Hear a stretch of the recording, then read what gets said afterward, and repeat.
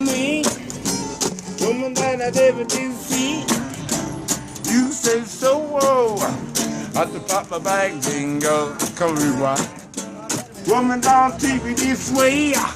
I'll be back on my feet someday. You say so. But it's great to be with enlightenment.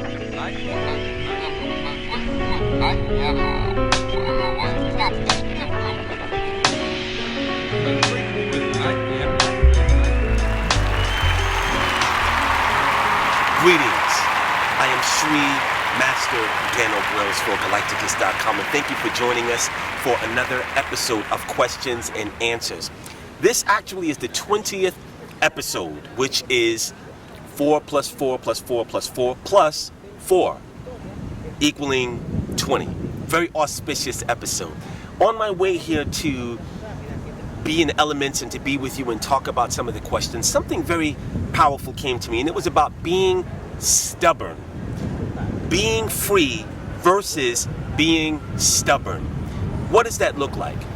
Well, there are some people, and predominantly what I share and what I teach about is on an experiential level.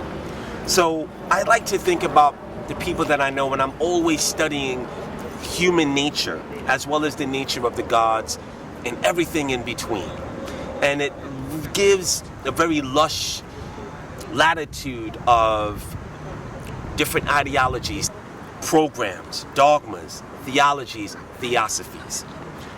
When you study these mindsets, you come to the conclusion that all is relative. So, being stubborn is self-imprisonment. I want to give a couple of examples. Now, all of you know that Earth, Wind, and Fire is my favorite group, and I've taught about them ad nauseum. So I'd like to give an ancillary example of what being free versus being stubborn looks like. There was a bass player, because he's still alive, and his name is Michael Henderson. All of you people who are over 40, maybe 30, might have heard his music before, but he was a bass player for Miles Davis, for the Jackson 5, and then he did something very interesting. He decided that he was not only going to play the bass, but he wanted to experiment with another talent that he discovered that he had, and it was to sing. He sang for some people, and they didn't get why he would leave the success that he had of being a bass player on so many different records for different musicians, and they cautioned him against it. But he didn't listen to that. He listened to the directive that was in his own soul, and it was to put down the bass for a moment and use your vocality. So if you go and you listen to any of the music from Michael Henderson, you will hear something very powerful. A tenor bass, tenor baritone, and his voice is very unusual. I've never heard such a beautiful male intonation before. With Michael Henderson, he produced quite a few albums. He sang with the likes of Roberta Flack and Phyllis Hyman. And he gave a very unique gift and account of what the spirit of that exploration was. By him not being stubborn, he offered that to the world and gave a very unique contribution to the world of music. Another example of that was Louis Armstrong. Louis Armstrong was a master trumpeter, and he also put down the trumpet and began to sing. And it is rumored that he never sang out of key once. Somewhat like Teddy Pendergrass. These two men were in the studio, and a lot of times they did their music in one take. Their ears were polished, their vocality was very, very high. But the point in the example here is he could have stayed with playing the trumpet, but there was another compartment to the expression of his soul. His soul wanted to show another color, another hue, and he listened to it, and he gave the world a very wonderful tapestry of what he was able to do verbally.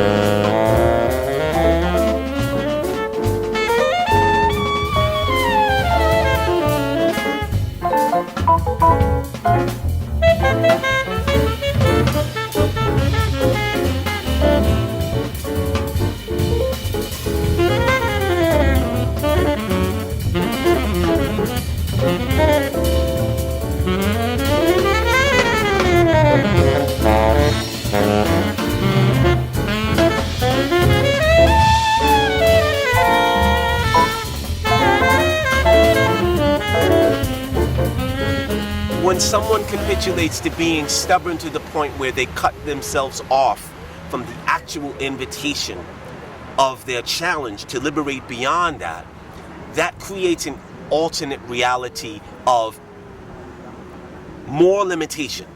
Let's see what that looks like. I have a student that joined the Galighticus studentship program, and we orientated verbally into the program, and I sent the very first cycle, of which there are 16.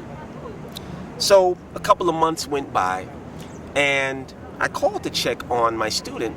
Hadn't heard from her in a while, and I said, "How are you? It's been a while. How are your practices going?"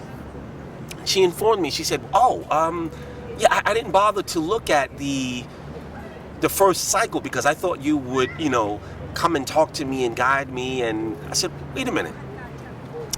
When I orientated you, I said that this partially is going to be on you to experiment with the divine, and you have all of the tools to do so." So my student says, "Oh, well, I don't like to read. I don't like to have to, do this. Can you make it more palatable and more easier? I don't read. I don't do that." I said, "Well, can you read?" And she says, No, I prefer, I don't, no, I'm just." So I came to the conclusion that for the very first time, I have a student that wants to reinvent a program that was created by beings who are not human, and herein lies a very interesting conundrum. So I explained to the student, well, you will have to come out of your comfort zone, read and follow the program like everyone else, and you're going to have to remove yourself from the staunch stubbornness of your dislikes of reading in order to move forward. You are choosing to operate like someone who cannot read, which gives you a very limited perception as well as a truncated reality. And that is a choice that you're making of your own laziness. So we spoke, and I think they understood to a certain degree. And now we are a month after having heard from the student.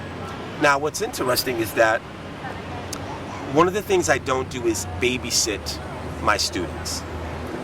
I encourage, I inspire in spirit. I encourage all of my students to email me or text me if there is anything that they need clarity on, because my number one priority outside of everything else that I do are the 144,000 souls that are due to ascend in this lifetime. When someone chooses not to take advantage of that, that is a choice as well. Here's my point. We all have challenges. Life is an experience that is a trunk load of opportunities that will allow you to exercise your ability to overcome, sustain, and graduate the impediment of the illusion of your challenge. When you choose to stay locked into the limitation of not even exploring what that challenge is, you, by your own free will, in your own volition, are telling the universe and your divine parents, who are the gods that place the energy into your soul, that you do not want to become a god one day.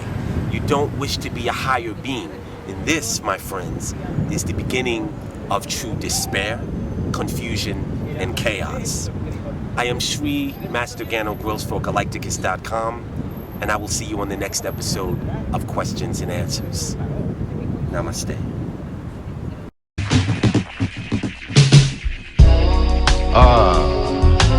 Now as we prepare for our liftoff, you'll need only two things to direct your course: